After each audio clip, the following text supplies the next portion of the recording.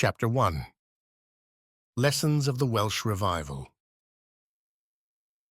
Delivered in Westminster Chapel on Sunday evening, the 25th of December, 1904. This address, given by George Campbell Morgan, who visited Wales in 1904 to observe the outpouring of God's Holy Spirit in that revival of religion. For these are not drunken as ye suppose, seeing it is but the third hour of the day, but this is that which hath been spoken by the prophet Joel. And it shall be in the last days, saith God, I will pour forth of my Spirit upon all flesh, and your sons and your daughters shall prophesy, and your young men shall see visions, and your old men shall dream dreams. Yea, and on my bondservants and on my bondmaidens, in those days will I pour forth of my Spirit, and they shall prophesy. Acts 2, verses 15 to 18.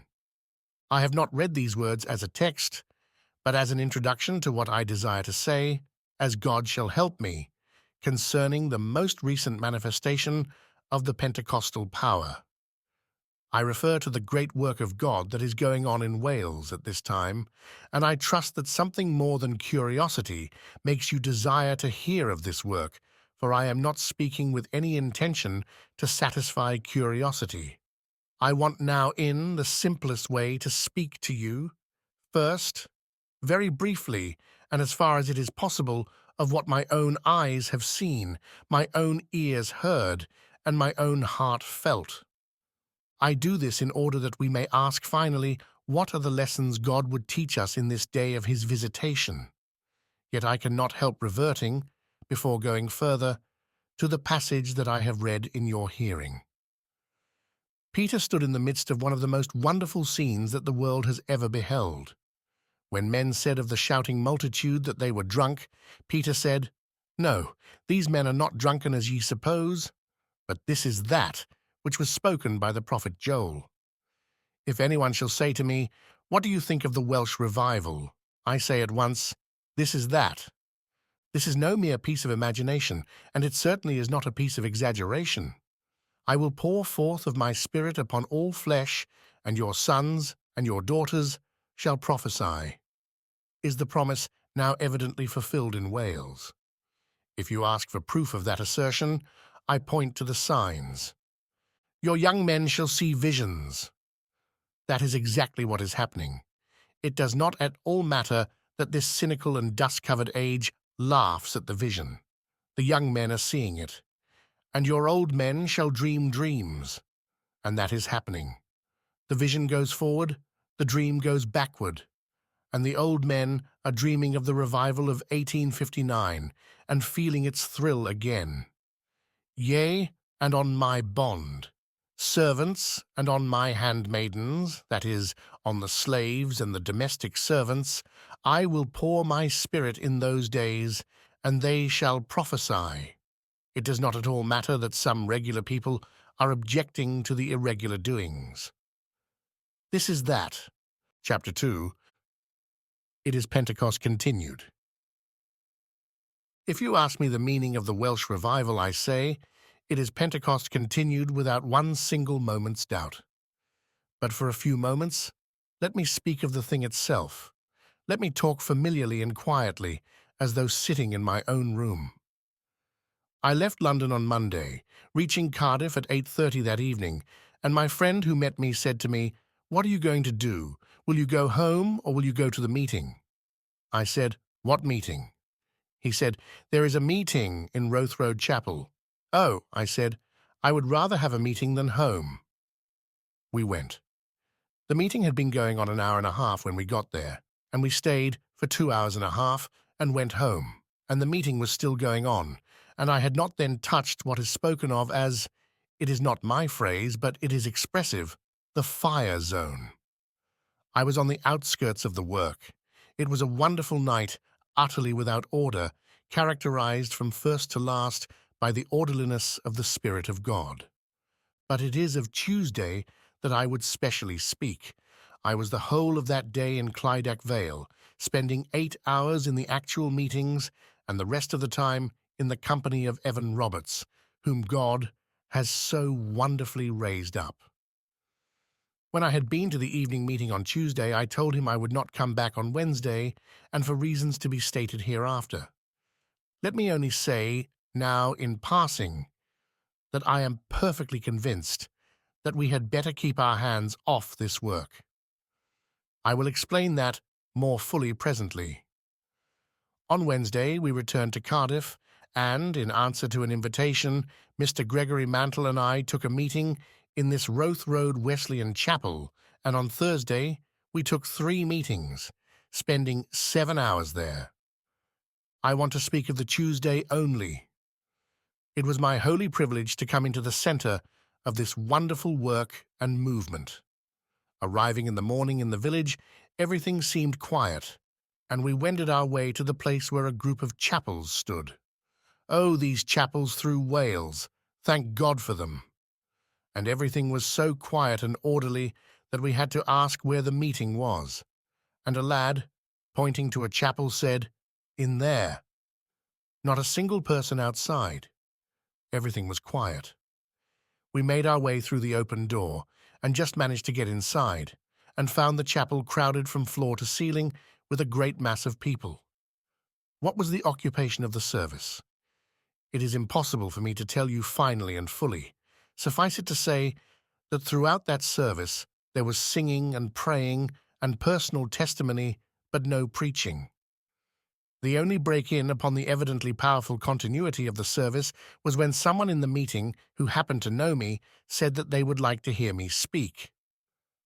And that is why I decided never to go again into these meetings. For the moment the thoughts of the meeting were turned towards me. There was a break in the continuity and the power. If it were possible for me in any way to disguise myself, I would go back again and get back into the middle of the movement. But I am afraid it is a little too late in the day for that.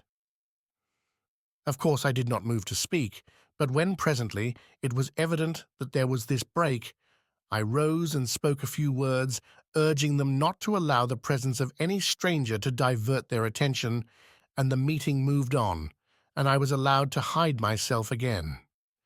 It was a meeting characterized by a perpetual series of interruptions and disorderliness. It was a meeting characterized by a great continuity and an absolute order. You say, how do you reconcile these things? I do not reconcile them. They are both there. I leave you to reconcile them. If you put a man into the midst of one of these meetings who knows nothing of the language of the Spirit and nothing of the life of the Spirit, one of 2 things will happen to him. He will either pass out saying, "These men are drunk," or he himself will be swept up by the fire into the kingdom of God. If you put a man down who knows the language of the Spirit, he will be struck by this most peculiar thing. I am speaking with diffidence, for I have never seen anything like it in my life. While a man praying is disturbed by the breaking out of song, there is no sense of disorder, and the prayer merges into song, and back into testimony, and back again into song for hour after hour without guidance. These are the 3 occupations: singing, prayer, testimony. Evan Roberts was not present. There was no human leader. Mr. Mantle was with me, and spoke a word or 2 when a man in the gallery rose and said to him in broken English, "Is your work in London, near Greenwich?" "Yes," said Mr. Mantle, "close to Greenwich." "Take this address down," said the man. "My brother is there. He is drinking and a skeptic. I am praying for him." Mr. Mantle pulled out his notebook and said, "Give me the address," and he dictated it to him, and then they started singing songs of praises, and the man prayed, and Mr. Mantle is on his track today. That is an incident, a most disorderly proceeding, you say? I will be very glad when that happens here, when you will break through all conventionalities. When a man is in agony about the soul of his brother, he will dare to ask, but it must only be as the spontaneous answer of the soul to the Spirit of God. Chapter 3. Evan Roberts. In the afternoon we were at another chapel and another meeting, equally full, and this time Evan Roberts was present. He came into the meeting when it had been on for an hour and a half. I went with him and with the utmost difficulty reached the platform. I took absolutely no part, and he took very little part. He spoke, but his address, if it could be called an address, was punctuated perpetually by song and prayer and testimony, and Evan Roberts' works, on that plan, never hindering anyone. As the result of that afternoon, I venture to say that if that address Evan Roberts gave in broken fragments had been reported, the whole of it could have been read in 6 or 7 minutes. As the meeting went on, a man rose in the gallery and said, "So and so," naming some man, "has decided for Christ." And then, in a moment, the song began. They did not sing songs of praises. They sang Diolch Ludo, and the weirdness and beauty of it swept over the audience. It was a song of praise because that man was born again. There are no inquiry rooms, no penitent forms, but some worker announces or an inquirer openly confesses Christ. The name is registered, and the song breaks out, and they go back to testimony and prayer. In the evening, exactly the same thing. I can tell you no more, save that I personally stood for 3 solid hours, wedged, so that I could not lift my hands at all. That which impressed me most was the congregation. I looked along the gallery of the chapel on my right, and there were 3 women, and the rest were men packed solidly in. If you could but for once have seen the men, evidently colliers, with the blue seam that told of their work on their faces, clean and beautiful. Beautiful, did I say? Many of them lit with heaven's own light, radiant with the light that never was on sea and land.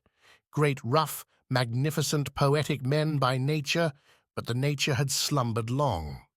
Today it is awakened, and I look on many a face, and I knew that men did not see me, did not see Evan Roberts, but they saw the face of God and the eternities. I left that evening, after having been in the meeting 3 hours at 10:30 p.m., and it swept on, packed as it was, until an early hour next morning, song and prayer and testimony and conversion and confession of sin by leading church members publicly, and the putting of it away. And all the while, no human leader, no one indicating the next thing to do, no one checking the spontaneous movement. Now, for one moment, let me go a step further and speak just a word or two about the man himself. Evan Roberts is hardly more than a boy, simple and natural, no orator, no leader of men. Nothing of the masterfulness that characterized such men as Wesley and Whitefield and Moody, no leader of men. One of our most brilliant writers in one of our morning papers said of Evan Roberts in a tone of sorrow that he lacked the qualities of leadership, and the writer said, if but some prophet did now arise, he could sweep everything before him. God has not chosen that a prophet shall arise. It is quite true. Evan Roberts is no orator, no leader. What is he? I mean now with regard to this great movement. He is the mouthpiece of the fact that there is no human guidance as to man or organization. The burden of what he says to the people is this: it is not man, do not wait for me, depend on God, obey the Spirit. But whenever moved to do so, he speaks under the guidance of the Spirit.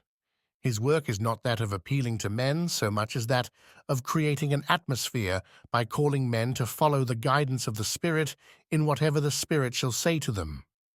I do not hesitate to say that God has set his hand upon the lad, beautiful in simplicity, ordained in his devotion, lacking all the qualities that we have looked for in preachers and prophets and leaders.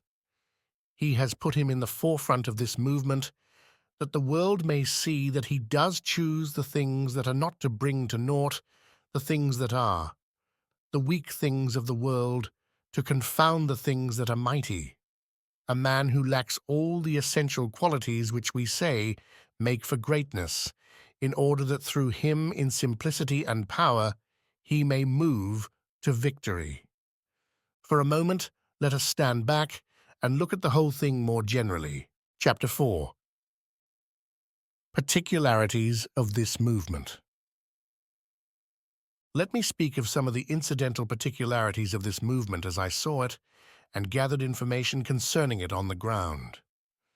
In connection with the Welsh Revival, there is no preaching, no order, no hymn books, no choirs, no organist, no collection, and finally, no advertising. Now think of that for a moment again, will you? Think of all our work. I am not saying these things are wrong, I simply want you to see what God is doing. There were the organs, but silent, the ministers, but among the rest of the people, rejoicing and prophesying with the rest, only there was no preaching. Yet, the Welsh Revival is the revival of preaching to Wales. Everybody is preaching, no order, and yet it moves from day to day, week to week, county to county with matchless precision, with the order of an attacking force. No books, but ah me, I nearly wept tonight over the singing of our last hymn. Mr. Stead was asked if he thought the revival would spread to London, and he said, "It depends upon whether you can sing."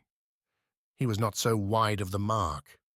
When these Welshmen sing, they sing the words like men who believe them. They abandon themselves to their singing. We sing as though we thought it would not be respectable to be heard by the man next to us. No choir, did I say? It was all choir, and hymns. I stood and listened in wonder and amazement as that congregation on that night sang hymn after hymn, long hymns, sung through without hymn books. Oh, don't you see it? The Sunday school is having its harvest now. The family altar is having its harvest now. The teaching of hymns and the Bible among those Welsh hills and valleys is having its harvest now. No advertising, the whole thing advertises itself. You tell me the press is advertising it. I tell you they did not begin advertising it until the thing caught fire and spread. And let me say to you, one of the most remarkable things is the attitude of the Welsh press. I come across instance after instance of Moo converted by reading the story of the revival in the Western Mail and the South Wales Daily News. Chapter 5. What is the origin of the movement? In the name of God, let us all cease trying to find it. At least, let us cease trying to trace it to any one man or convention. You cannot trace it, and yet I will trace it tonight. Whence has it come? All over Wales. I am giving you roughly the result of the questioning of 50 or more persons at random in the week. A praying remnant has been agonizing before God about the state of the beloved land, and it is through that the answer of fire has come. You tell me that the revival originates with Roberts. I tell you that Roberts is a product of the revival. You tell me that it began in an Endeavour meeting where a dear girl bore testimony. I tell you that was part of the result of a revival breaking out everywhere. If you and I could stand above Wales looking at it, you would see fire breaking out here and there and yonder and somewhere else, without any collusion or prearrangement. It is a divine visitation in which God, let me say this reverently, in which God is saying to us, "See what I can do without the things you are depending on. See what I can do in answer to a praying people. See what I can do through the simplest, who are ready to fall in line and depend wholly and absolutely upon me." What is the character of this revival? It is a church revival. I do not mean by that merely a revival among church members. It is that, but it is held in church buildings. Now you may look astonished, but I have been saying for a long time that the revival which is to be permanent in the life of a nation must be associated with the life of the churches. What I am looking for, that there shall come a revival breaking out in all our regular church life. The meetings are held in the chapels all up and down the valleys, and it began among church members, and when it touches the outside man, it makes him into a church member at once. I am tremendously suspicious of any mission or revival movement that treats with contempt the Church of Christ and affects to despise the churches. Within 5 weeks, 20,000 have joined the churches. I think more than that have been converted, but the churches in Wales have enrolled during the last 5 weeks 20,000 new members. It is Q movement in the church, and of the church, a movement in which the true functions and forces of the church are being exercised and filled. Now, what effect is this work producing upon men? First of all, it is turning Christians everywhere into evangelists. There is nothing more remarkable about it than that, I think. People you never expected to see doing this kind of thing are becoming definite personal worker. Let me give you an illustration. A friend of mine went to one of the meetings, and he walked down to the meeting with an old friend of his, a deacon of the Congregational Church, a man whose piety no one doubted, a man who for long years had worked in the life of the church in some of its departments, but a man who never would think of speaking to men about their souls, although he would not have objected to someone else doing it. As my friend walked down with the deacon said to him, "I have 18 young men in an athletic class of which I am president. I hope some of them will be in the meeting tonight." There was a new manifestation. Within 15 minutes, he left his seat by my friend and was seen talking to a young man down in front of him. Presently the deacon rose and said, "Thank God for so-and-so. Giving his name, he has given his heart to Christ right here." In a moment or two he left him and was with another young man. Before that meeting closed, that deacon had led every one of those 18 young men to Jesus Christ who never before thought of speaking to men about their souls. My own friend, with whom I stayed, who has always been reticent of speaking to men, told me how, sitting in his office, there surged upon him the great conviction that he ought to go and speak to another man with whom he had done business for long years. My friend suddenly put down his pen and left his office and went on "Change," and there he saw the very man, and going up to him, passing the time of day to him, the man said to him, "What do you think of this revival?" And my friend looked him squarely in the eye and said, "How is it with your own soul?" The man looked back at him and said, "Last night at 12, from some unknown reason, I had to get out of bed and give myself to Jesus Christ, and I was hungering for someone to come and talk to me. Here is a man turned into an evangelist by supernatural means. If this is emotional, then God send us more of it. Here is a cool, calculating business ship owner that I have known all my life, leaving his office to go on Change and ask a man about his soul. Another characteristic is that you never know just where this fire is going to break out next. A preacher in one of the towns down there said, "I have got a sermon in my pocket. It has been there for 3 weeks. I went down to my church 3 Sundays ago with a sermon prepared, my notes in my pocket, and that morning some man broke out in testimony, and it was followed by prayer and singing, and it has never ceased. But 200 people have joined the church." He said, "I am keeping that sermon." Chapter 6. Down in one of the mines. The other day, down in one of the mines, and I hope you understand I am only repeating to you the instances that came under my personal observation, the other day in one of the mines, a collier was walking along, and he came, to his great surprise, to where one of the principal officials in the mine was standing. The official said, "Jim, I have been waiting 2 hours here for you." "Have you, sir?" said Jim. "What do you want?" "I want to be saved, Jim." The man said, "Let us get right down here." And there in the mine, the colliery official, instructed by the collier, passed into the kingdom of God. When he got up, he said, "Tell all the men, tell everybody you meet, I am converted." Straightway, confession. The horses are terribly puzzled. A manager said to me, "The haulers are some of the very lowest. They have driven their horses by obscenity and kicks. Now they can hardly persuade the horses to start working because there is no obscenity and no kicks." The movement is characterized by the most remarkable confession of sin, confessions that must be costly. I heard some of them, men rising who have been members of the church and officers of the church, confessing hidden sin in their heart, impurity committed and condoned, and seeking prayer for its putting away. The whole movement is marvelously characterized by a confession of Jesus Christ, testimony to his power, to his goodness, to his beneficence, and testimony merging forevermore into outbursts of singing. Chapter 7. The Essential Notes. Now let us stand back a little further and speak of the essential notes, as I have noticed some of the incidental peculiarities. I say to you today, beloved, without any hesitation, that this whole thing is of God, that it is a visitation in which he is making men conscious of himself, without any human agency. The revival is far more widespread than the fire zone. In this sense, you may understand that the fire zone is where the meetings are actually held, and where you feel the flame. That burns. But even when you come out of it and go into railway trains or into a shop, a bank, anywhere, men everywhere are talking of God.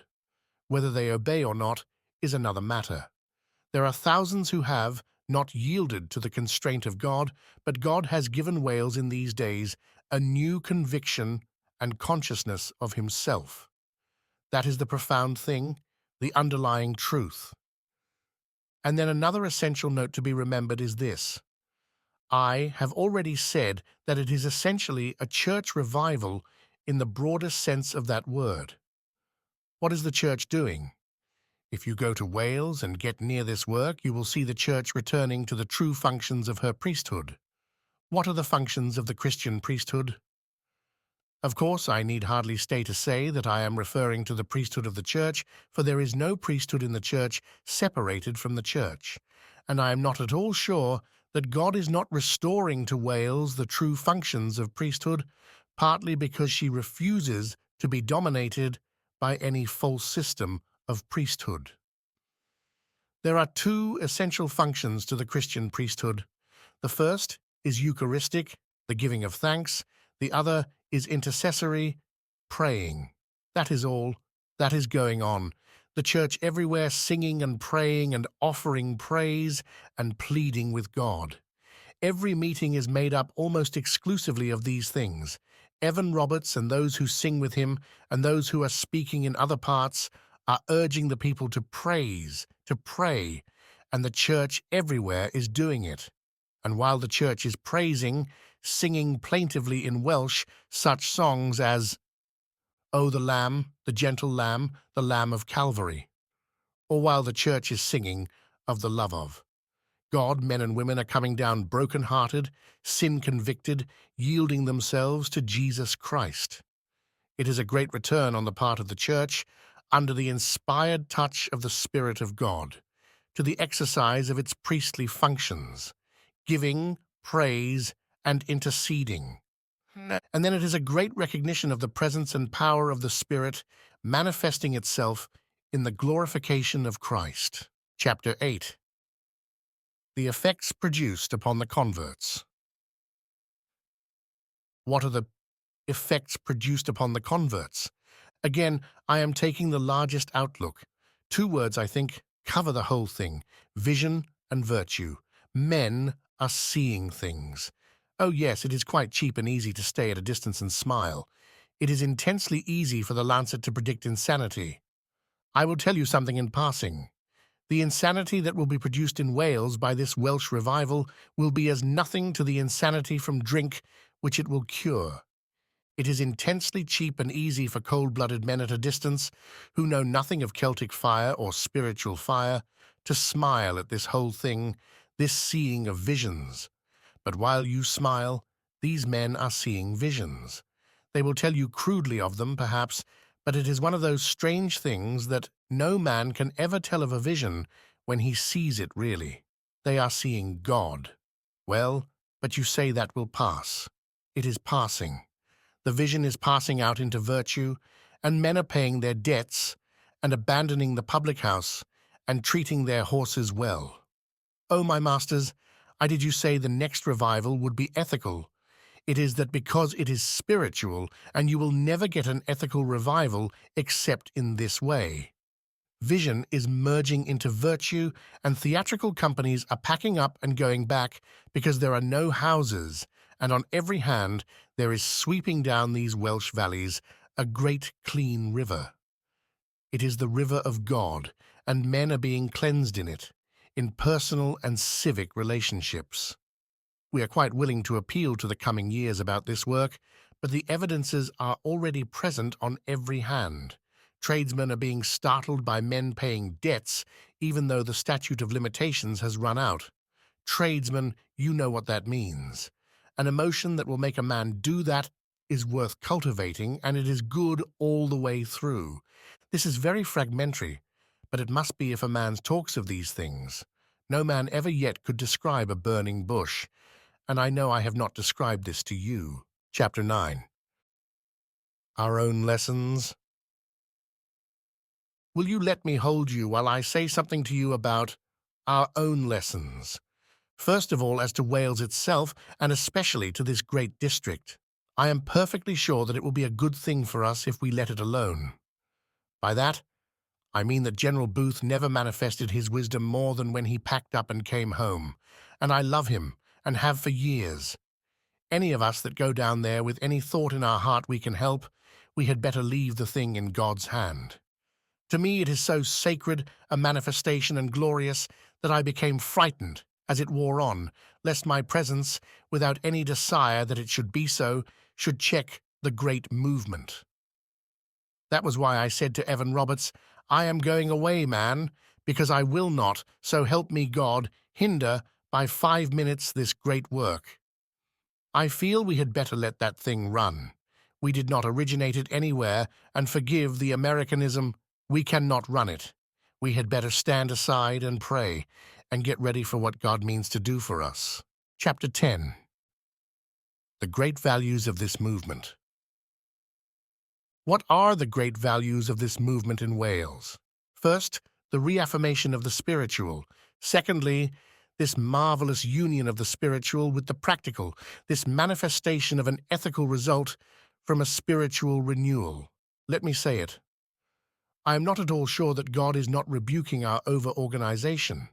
We certainly have been in danger of thinking there could not be a revival or any work done for God unless we had prepared everywhere. I am the last man to speak against organization in its proper place, but I'm inclined to think God is saying to us, your organizations are right, providing you do not live in them and end in them. But here, apart from all of them, setting them most ruthlessly on one side, Pentecostal power and fire are being manifested. What shall we do in the presence of this great movement? Imitate it? Imitation will be fatal. Let no man come back and attempt to start anywhere in London meetings on the lines of those held in Wales, and for this simple reason, that no man started them there. If somewhere here there should break out some great manifestation such as this, then God grant we be ready to fall in line. You cannot imitate this kind of thing. What shall we do? If we cannot imitate, we can discover the principles. What are they? Let us listen for the Spirit, confess Christ, be absolutely at his disposal. Oh, but you say to me, are not we all that? Well, I do not know. God help us to find out for ourselves. I think we are in terrible danger of listening to the Spirit, and when his voice speaks to us, quenching him. You say, something moved me to speak to that man about his soul, but I did not like to. That is how revival is stopped.